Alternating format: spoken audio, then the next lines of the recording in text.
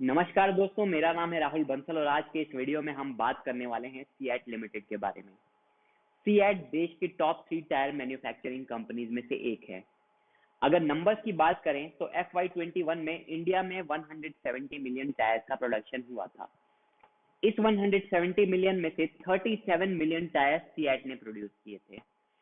तो दोस्तों, जैसा कि आप देख सकते हैं, देश भर में होने वाले टोटल टायर प्रोडक्शन में से 21% टायर्स का प्रोडक्शन तो सीएट ही कर रही है।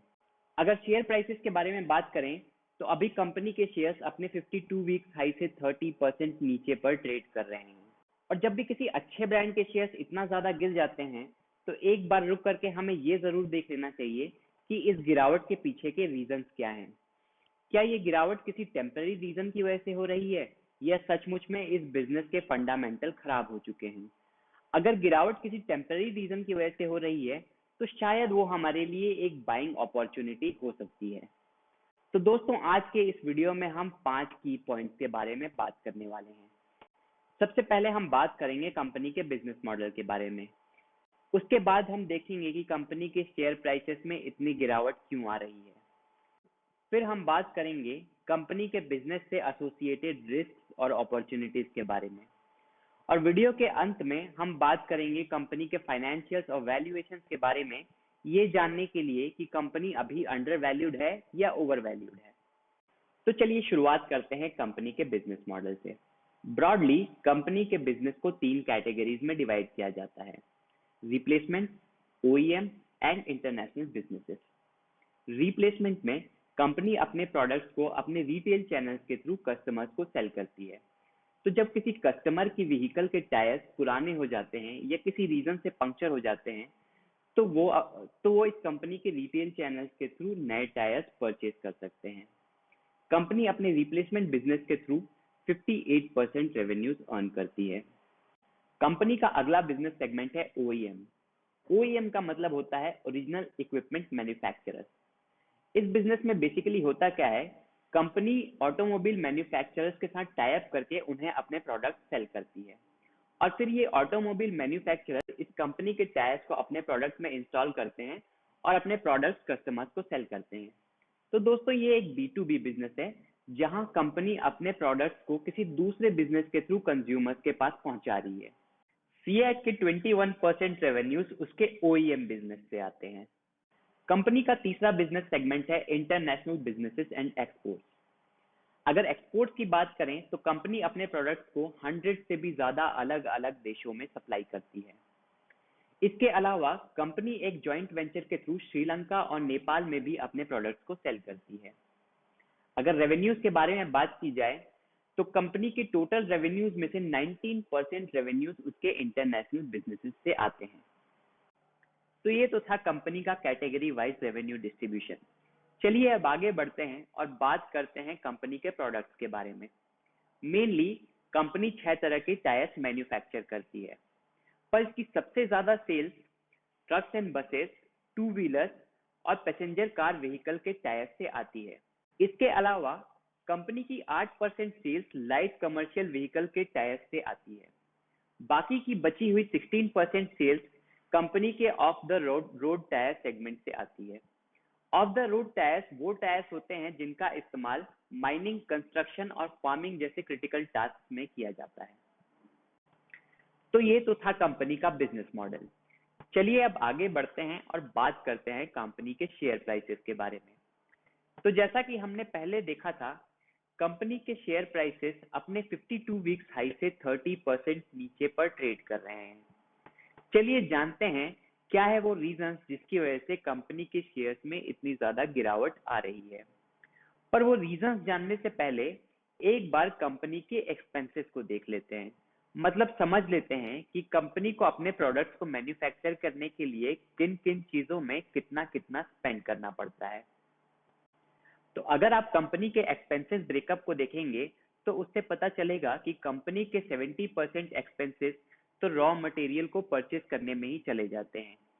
उसके अलावा कंपनी के 9% एक्सपेंसेस एम्प्लॉयज की सैलरीज में चले जाते हैं और बाकी के बचे हुए 23% एक्सपेंसेस एडवर्टाइजमेंट, ट्रांसपोर्टेशन और फ्यूल कॉस्ट जैसे अदर एक्सपेंसेस में चले जाते हैं।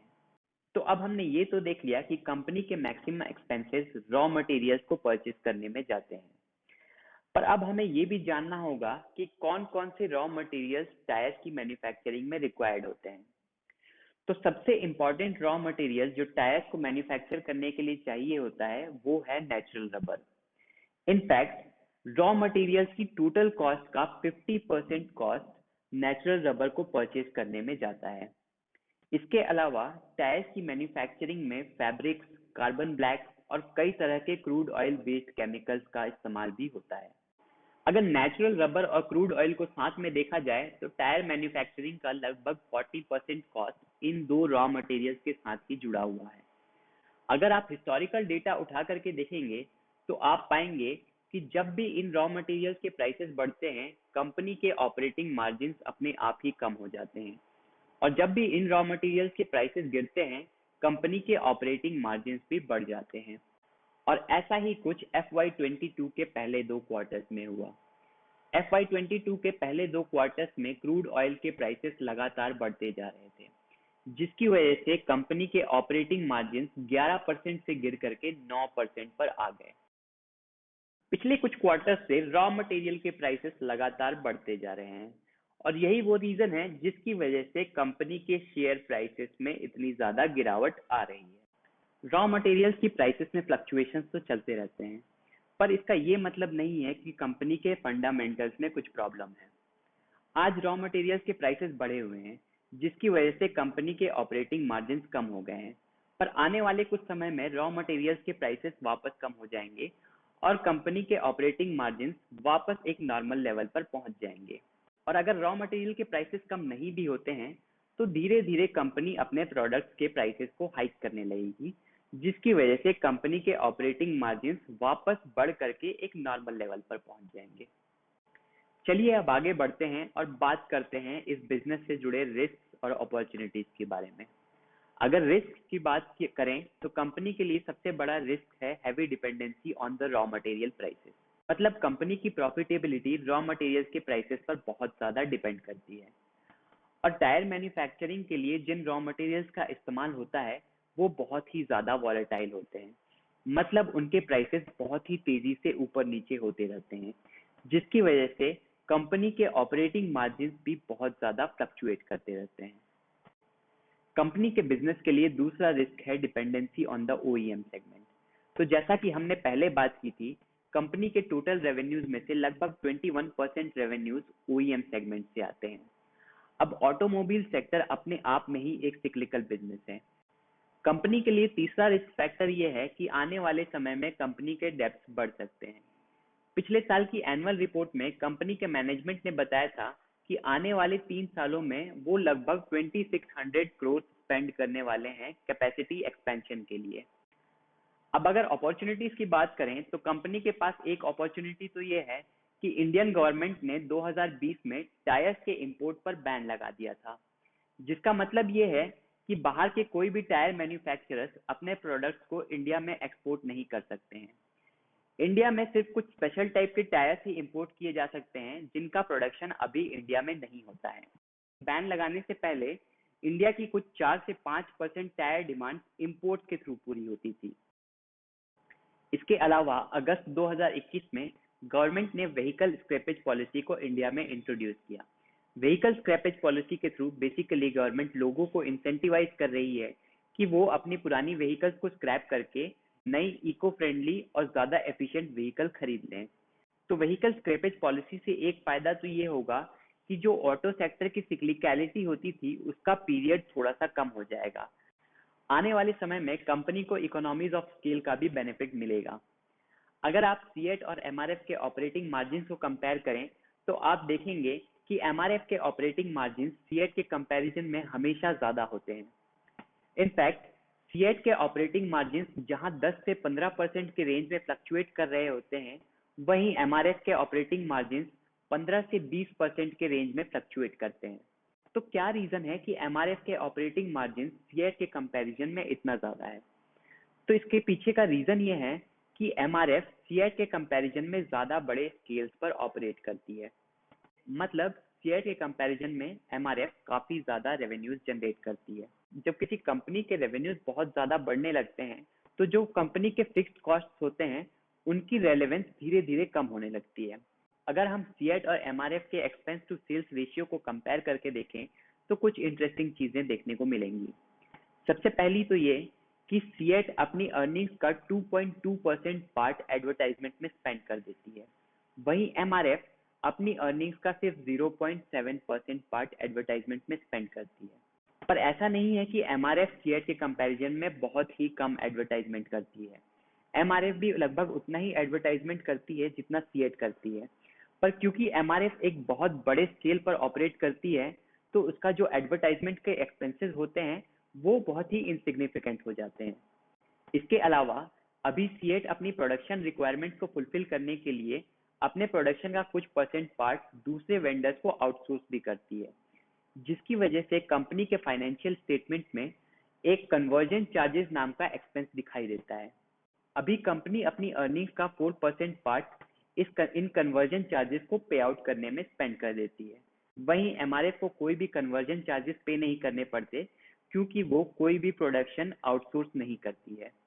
तो जैसा कि हमने पहले बात की थी, कंपनी अभी अपनी मैन्युफैक्चरिंग कैपेसिटीज को बहुत तेजी से बढ़ा रही है, तो आने वाले समय में कंपनी के ऑपरेटिंग स्केल्स भी बहुत तेजी से बढ़ने वाले हैं।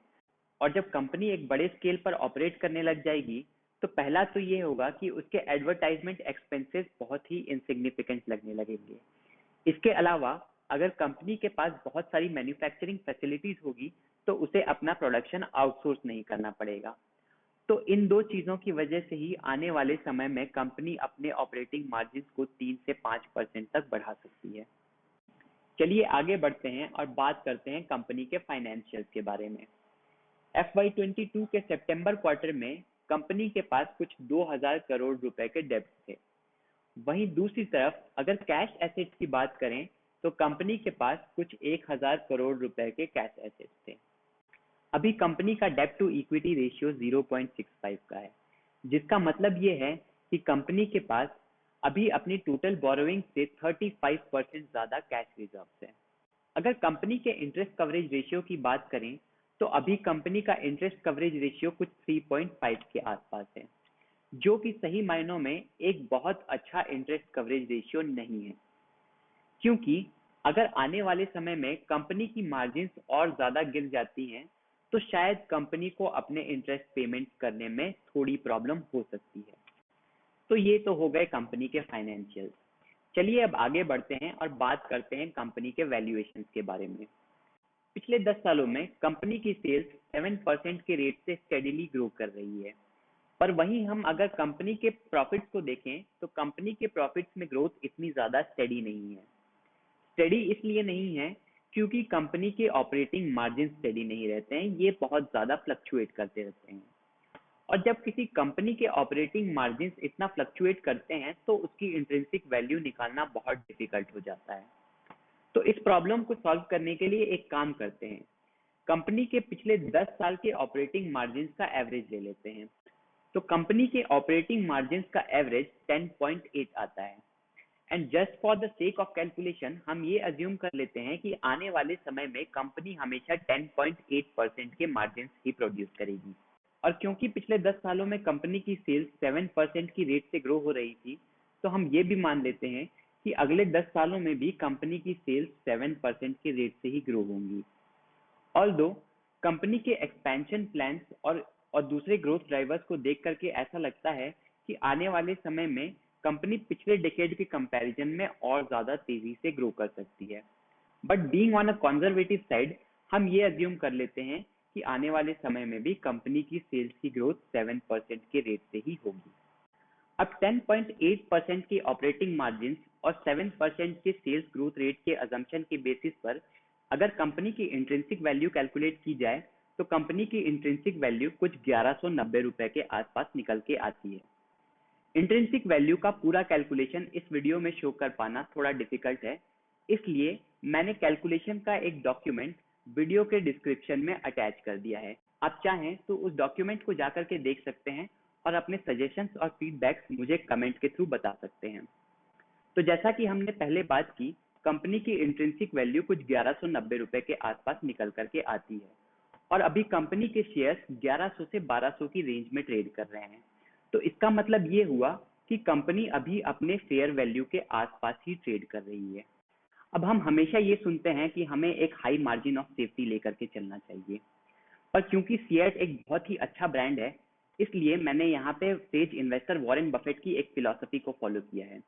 वॉरेन बफेट कहते हैं, it's far better to buy a wonderful company at a fair price than a fair company at a wonderful price.